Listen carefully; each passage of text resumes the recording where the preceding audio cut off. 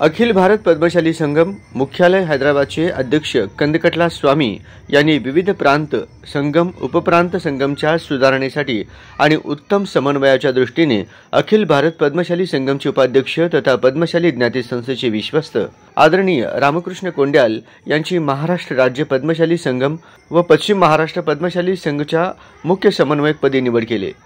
आदरणीय रामकृष्ण कोंड्याल यांचे मुख्य समन्वयकपदी निवड झालेले महाराष्ट्र राज्य पद्मशाली संगमच्या वतीने अध्यक्ष भूपती कमटम यांच्या हस्ते शाल बुके देऊन सत्कार करण्यात आले। या प्रसंगी रामकृष्ण कोंड्याल यांनी सत्काराला मार्गदर्शन करताना अखिल भारत पद्मशाली संगमच्या समन्वयातून आणि सर्वांच्या सहकार्याने पद्मशाली समाज एकत्रित करून विकास करू असे आवाहन केले। यावेळी भूपती कमटम यांनी कोंड्याल काका यांच्या मार्गदर्शनाखाली समाज उन्नतीकडे नेण्यास कटिबद्ध असल्याचे सांगितले।